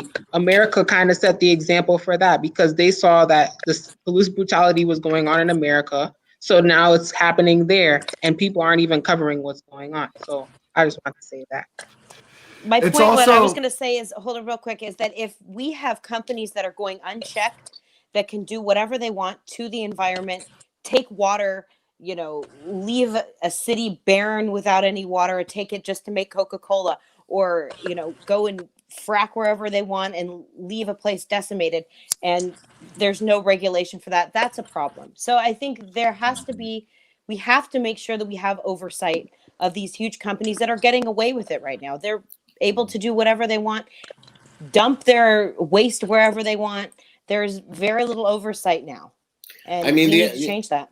Yeah, and the thing about the 15% and that, you know, to your point, I just think that if somebody feels like they're doing something for the environment, I think that's the kind of vibe and energy that you have to put out, because you can't be fatalist about it. You know what I mean? So I just think that, you know, people like Jane Fonda that have brought so much attention to the environment are just doing a service that could hopefully one day spin into other countries taking our example. But, you know, I just think people want to feel like they're being part of something, you know, and especially now that we've been so detached from this government because of Trump, that we've all so many of us have come together. There's so many women, Black, gay, we're all like this new unit that everyone used to march for their own thing, but now we are all in this together, and this is what Trump has done.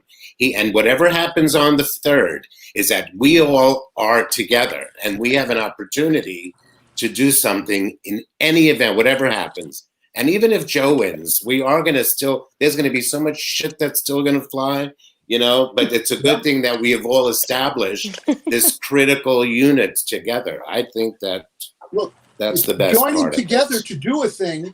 Yes, there are things that we look. Obviously, nothing happens unless people get together to try to do something about it. Right? We've seen large groups of people come out and support, for example, sexual harassment in the workplace. Right? We wanted to see women be treated more fairly or fairer or fair in the workplace, right? And so women and men who are their allies stood up and said, we're no longer going to tolerate this kind of misbehavior. And that's the kind of thing that we really can have an effect on. We can also do it in the same way with, let's say, police who are being too violent in the way in which they set out to protect American citizens, right? We can have some effect on that by standing up and joining together. I just don't think that the environment is the kind of thing that we can help solve by all of us driving Priuses or driving hybrid cars. It's a problem that the government has to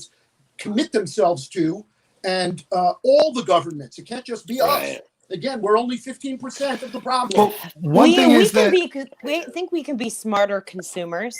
I think at the same time, there's a huge part of our world that, you know, it just feeds off of us being consumers and greed and taking and consuming things all the time.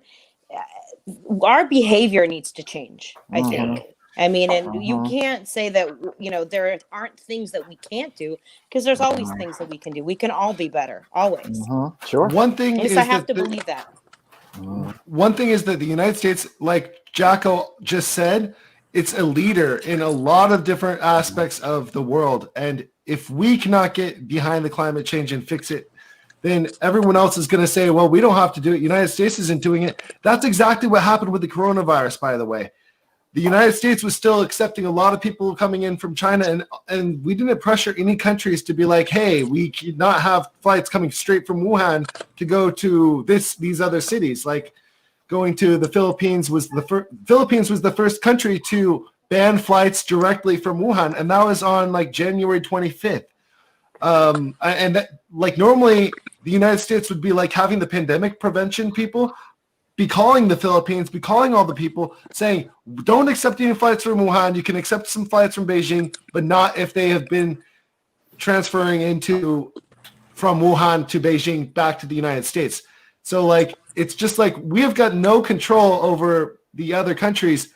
If we can work together with the Paris Accord, the system they are working on, and try to improve it and do our part and push countries to do their part, like China, then we can get to where we want to go. Just like having a pandemic relief team in every major city in the world, I mean, would be very beneficial to everybody.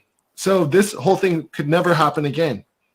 And Trump still doesn't accept any blame. He doesn't accept any of the responsibility from this. And it's all of his fault. Night. No, he didn't. No.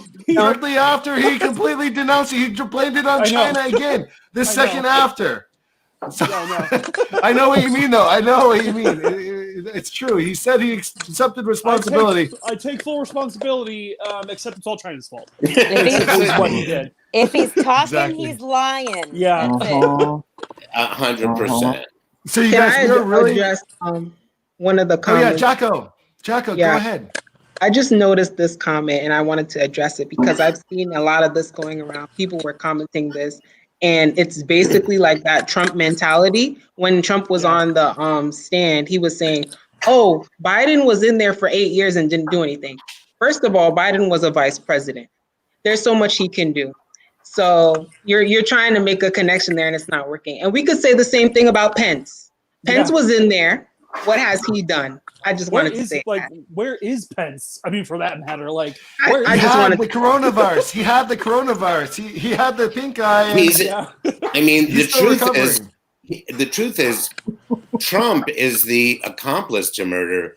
Pence is the murderer. This was on him. You know, all these deaths are Pence's, and nobody ever says that because he smiles like a little queen and just like you know. Pence is in litigation with the Fly. They are in court right now. Nah, he's crying to mother. The Fly is suing Pence for ruining his image. That's what's up. Right?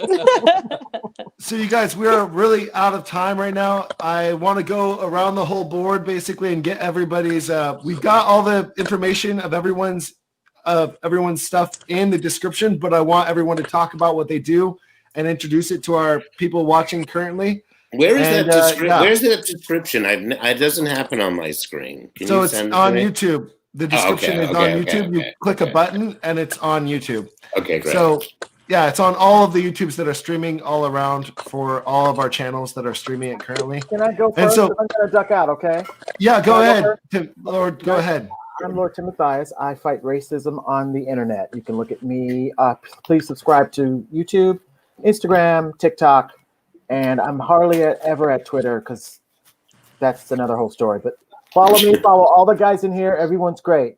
See you guys next time. Oh, Lord, one piece of good news about the girl that was spreading the misinformation onto Christina's, Christina duetted her and then you duetted Christina. She is banned from TikTok now, that lady. So that lady, I forget her name. The vegan lady? The blonde-haired girl. The strep throat girl. Yeah, strep throat girl is banned from TikTok. Go try to find her. She's not there anymore because she's been because I did a little video of my own. Oh yeah. Yeah, no, it's really good. Thank you so much for doing that and getting the word out to everybody, Lord. Sure, no Anyways, worries. have a great night. Okay, We'll see you later. See you next time, okay? Bye. Okay, anyways, you guys, let's go around the board unless someone has got to duck out early, which is fine. We'll just start off with Jahko. Okay, so I'm Mr. Jahko. You can find me on TikTok. I'm also on YouTube now. I'm on all social media platforms. You can search up Jahko or Jahkori. I do Black Lives Matter, informational history. I do rap. I sing. Anything that's able to get the message out there. And my most pressing issue is Donald Trump. I'm working on my next song right now, and it's about to be finished for tomorrow. So awesome. Yay. I love your songs, Mr. Jahko. They're amazing. Thank About you. Columbus and all the different stuff. Very educational, very awesome. You're like legit one of the smartest human beings I think I've ever seen on TikTok, just to be honest with you. Thank you. Love it. Nice. And then we got John. I have a TikTok and a YouTube channel. You can follow it or not. That's up to you. I don't care. However, today I would like to say and remind people that today we set a new record. 79,000 people were infected with the coronavirus. That's a brand new record. That's 3,000 more than we had on the previous high day of 76,000 and change back in July. So anyone who thinks that things are getting better, you are unfortunately, sadly mistaken. This virus is not getting better. It is getting worse. Please wear your mask, right? There's 215,000 people who are now dead, right? 215,000. I know people have a lot of trouble comprehending large numbers, right?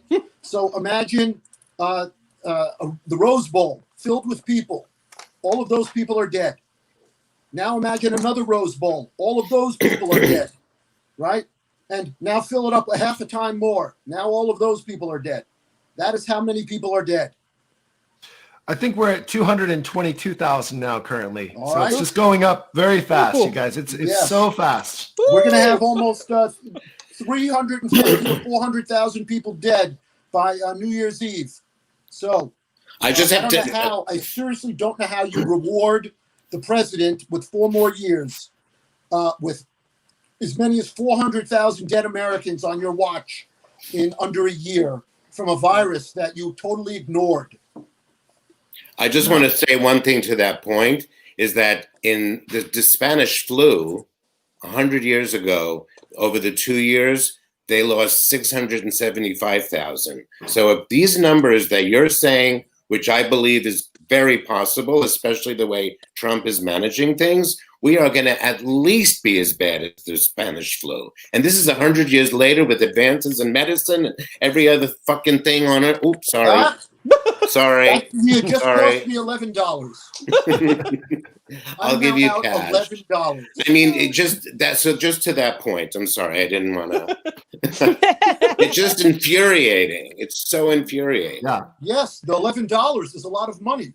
So you were talking about something else. My bad. That's my bad. That's I'm okay. sorry. Oh, actually, John, there's a way to edit out the F-bombs, but you just have to find them and cut them out and edit them out on the YouTube. I'm too busy. Yeah, no problem. Okay, sorry. But I didn't mean to anyways, interrupt no, I owe it's you good. $11. We got to definitely eliminate the F-bomb. That's all. Yeah, I'm because it sorry. does get us. It got me in trouble also for when I was monetizing this stuff too. But I only made like $2 every time, so it's a little bit less money. But anyways, yeah, you can make a lot more money on YouTube. You guys all got to get into YouTube. That's for sure. It pays a lot more than TikTok. That is absolutely true. Anyways, we're going to go to Abe. Gabe, you can talk about your channel. Yeah. Oh, wait, John, were you done? Sorry. Yes, I'm done, of course. Yeah. Okay. I'm good. Are you heading out right now? No, Or are I'm you waiting gonna for stay? everyone to finish. Okay. I'm gonna be Okay. polite this time. Cool. Oh, So thank you. I won't be silent, which is a film I'm working on, which is pretty much about the importance of speaking up and speaking out in oppressive situations, whether it's the concentration camp, the cotton fields, or the inner city streets. Through oppression comes a desire to use music as a means to speak out. And I'm like absolutely obsessed with the fact that I started this project in a political, coincidentally, now it's like, what better way to say I won't be silent than by voting? So I'm starting to do a bunch of interviews with people talking about what they won't be silent about, because there's so much to not be silent about. And so follow me on TikTok, or I'm just developing my YouTube channel, but everything won't be silent on Instagram, won't be TikTok and YouTube. But YouTube right now I just did a whole series of public service announcements for these voter suppression organization and voter rights organizations. So I used the song that's the part of my film, with beautiful images. I'm really proud of my PSAs. So if you want to see good PSAs, definitely go to Won't Be Silent on YouTube. Okay, great. And then Mermaidmama Maggie. I love saying that. It's the best name ever. Thank you. Well, I'm Maggie. You can find me on TikTok as Mermaidmama Maggie, YouTube, and Instagram under the same handle. I'm here for comedy. If I can make you laugh during this time, then I've done my job. So political satire is kind of my favorite. So I'm here to bring a smile to your face during these horrid 2020 times. So. And we're going to be playing Maggie's video from TikTok again at the end of this. We're going to be playing the Donald Trump lies game again. And it's my favorite video that she's ever done so far. I mean, she keeps on doing better and better videos all the time on TikTok. Tell TikTok and the algorithm that, man. Yeah, no, definitely. And it's so seen more here than it has been there. Jeez. Yeah. So BrainDaddy, let's end with you and then I will go. Yeah, so I'm Paddy the Panda. I am. Wait, what? That's not you. I'm the American Paddy the Panda, if that helps me get more followers. I do, like Maggie does, I do just comedy with mediocre information. But mainly it's just to make people laugh and get a chuckle. And my main shtick is responding to Trump supporters' stupid comments that sometimes get me banned or not, but whatever, you know. But yeah, follow me at the BrainDaddy YT. That's my name on TikTok. That's awesome, BrainDaddy. Great to have you on the show. And so my name is Bert. I come from the channel Food Expert. I travel the world, try to show you guys that you can travel on a budget and also have a good time at the same time. I try crazy foods. I try to go to places that are like really unique that normal people don't go, because normal people here in America just go to like Mexico and maybe Costa Rica. But I go to places that like probably you've never heard of, like Albania, Vietnam, Cambodia. I go to the depths of China, go to like places you've never heard of in China, like Wuhan. I go to Wuhan. I've been to Wuhan twice now already. So, Great. I'm already ahead of the herd. So it's a good thing we're not in person. Yeah. I actually like Wuhan. Lots of good food there and lots of great people. But yeah, anyways, check out my YouTube channel, Food X Bert. And my name is Bert. And anyways, we're going to be signing off. Any last words from you guys? Anyone here? Can I just say, Thank you don't look like a Bert. You don't look like a Bert. Yeah, I mean, my name is Robert, but I changed my name to Bert to be more unique and be cool. You know, you can't just... And then also, it's like playing with the word X and then Bert. You get the word expert. So I just thought it was so fun to be a food expert. You know? Bert. So I anyway, just you want to guys... say thank you because I really love this. This is my favorite time of the week. I have to close out with my favorite quote that I made. Yeah. Voting conservative or green doesn't mean your hands are clean. To vote red, you must be sick in the head. Vote blue because it's the right thing to do. And that's I love it. Yeah. That's a great one, you guys. Okay, right now I'm going to press the next thing we're going to go to. We're going to go watch Maggie's amazing video. Here it is. Do you have a president that lies constantly, who's told over 20,000 lies or misleading claims in the past 4 years? Well, why not make a game out of it? From the company that brought you Jumanji and 2020, we bring you Liar Liar Pants on Fire. In this board game, you'll need to bring your player through a minefield of lies until they end up in jail. I'll be Donald Trump and you be Mitch McConnell. Ooh, a mystery lie. I don't know Jeffrey Epstein. You are fake news. Time to go back a square. Hey, Donald's in jail. I won. Aww. Featuring some of your favorite lies like Mexico will pay for the wall and my tan's not fake. Also, it's a Democratic hoax. I'm a stable genius. I don't know the guy. And the virus will just disappear like a miracle. Replacement packs come every 2 days. Thanks, Liar Liar Pants